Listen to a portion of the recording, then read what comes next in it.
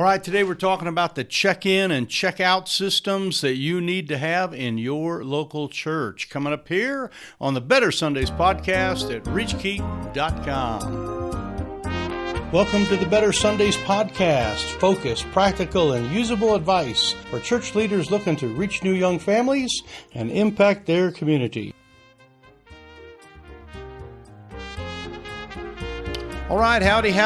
Mike Holmes here in studio. Today we're talking with you about some more security features at your local church. We're in number 3 out of a total of 10 different things that we're covering here that will help you to have your church be safe and secure.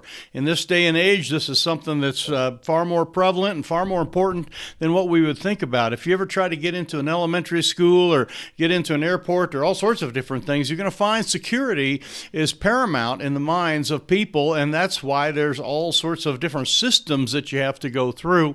So we're talking about just the check-in and check-out system for our children's ministry, and also just the idea of checking in adults, or not necessarily checking in, but keeping attendance with adults, and we'll tell you how you can do that as well. So let's just jump right into this thing here. We've the main thing is, what are we covering? And that is the idea that kids, when they come into a program, you need to have them checked in somehow.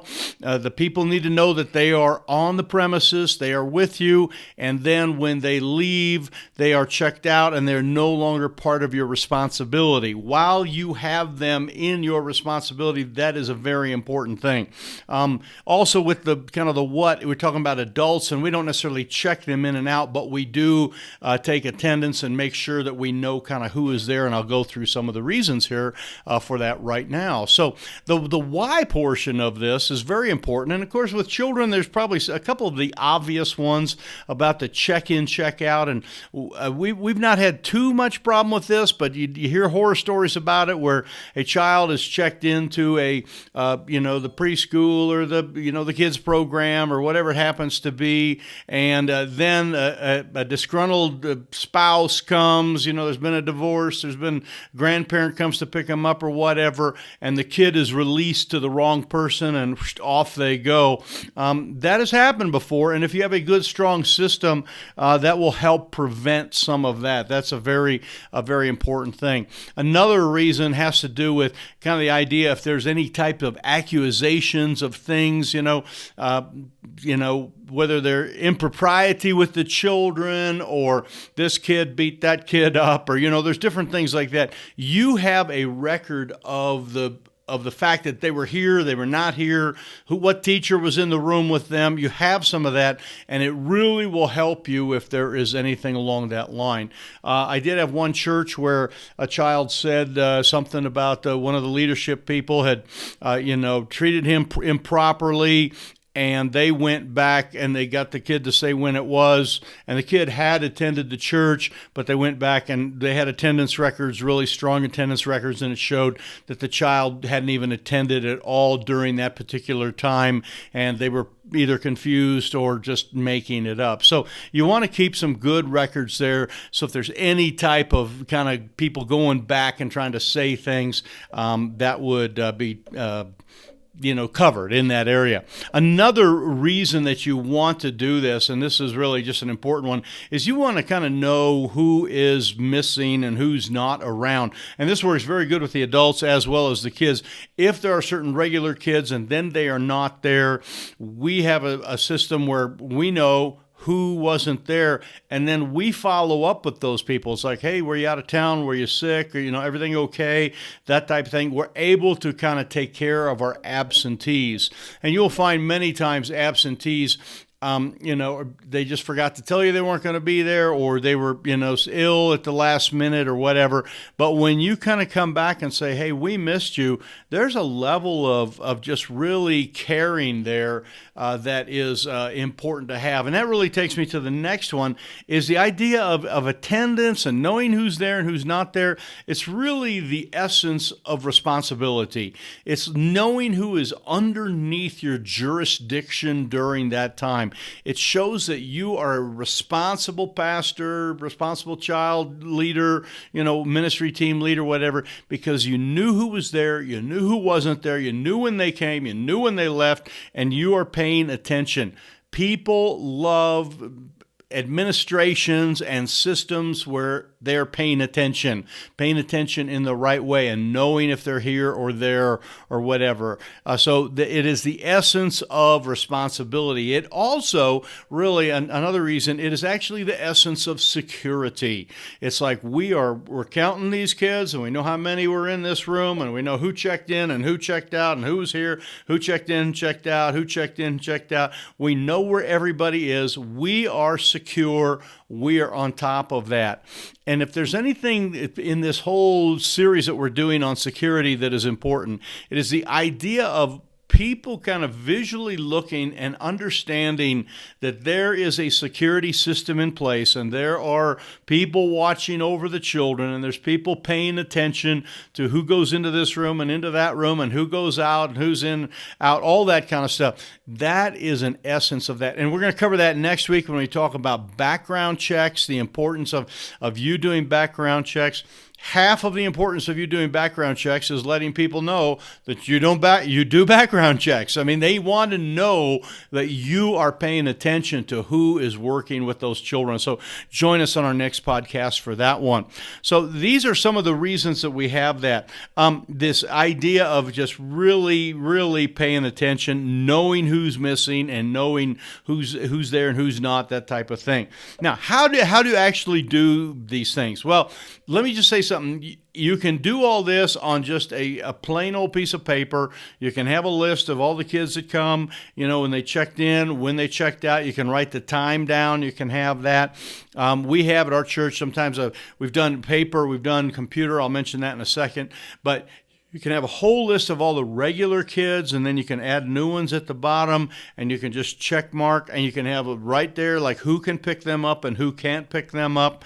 If it's a younger kid and someone is coming to pick them up out of a nursery or whatever, is the mother the only one that can come get them? Is the dad the only one that can come get them? Is there a teenage brother or sister that can come and check those kids out? The worst thing you do is just as soon as class is over, just turn everybody loose and let them run back to their parents. That is a great way for chaos. It's a great way to lose people and some of that. So a paper system works really well.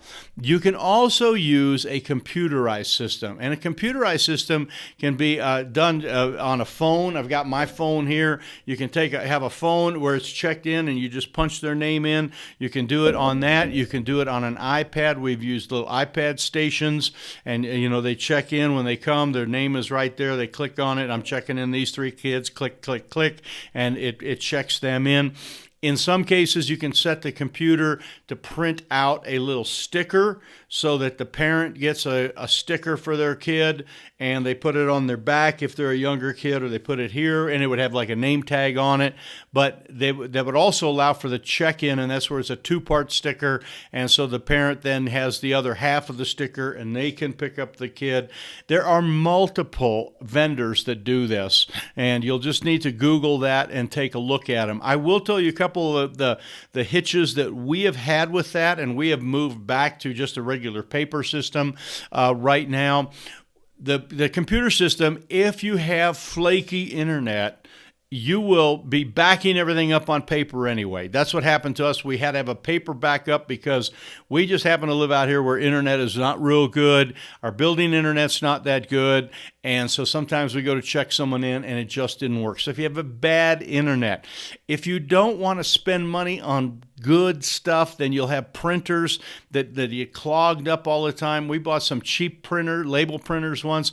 They didn't work very good. That was a bad problem.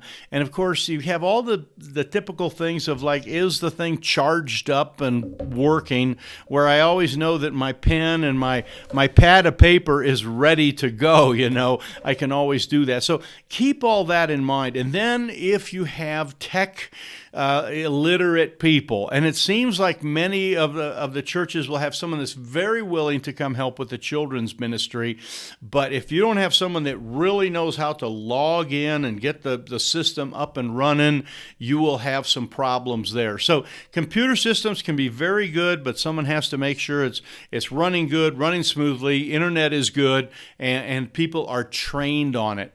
That was the other thing. Yeah, we would have a new nursery worker, whatever, and someone would go to check people in, and the new nursery worker didn't know it, so we didn't have someone trained. Where with a piece of paper, it was really simple. You just simply checked the time in. They showed up at 10:35. They were checked out by their brother or their mom or their dad, and we kept all that record. So all of those are just some real simple things. So the why here and the how are kind of the main things, but the main really thing for you is do it. Make sure that you are creating some type of check-in and check-out system.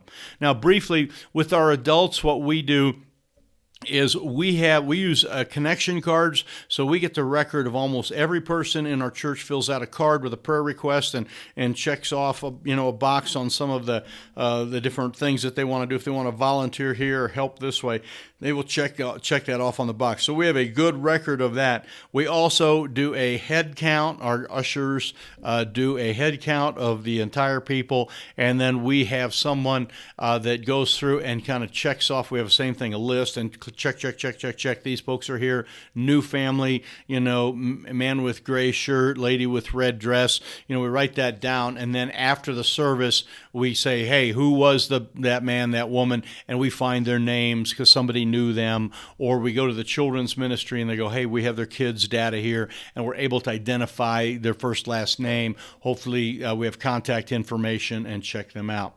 We're going to be covering check-in cards for children in another one of these security sessions here.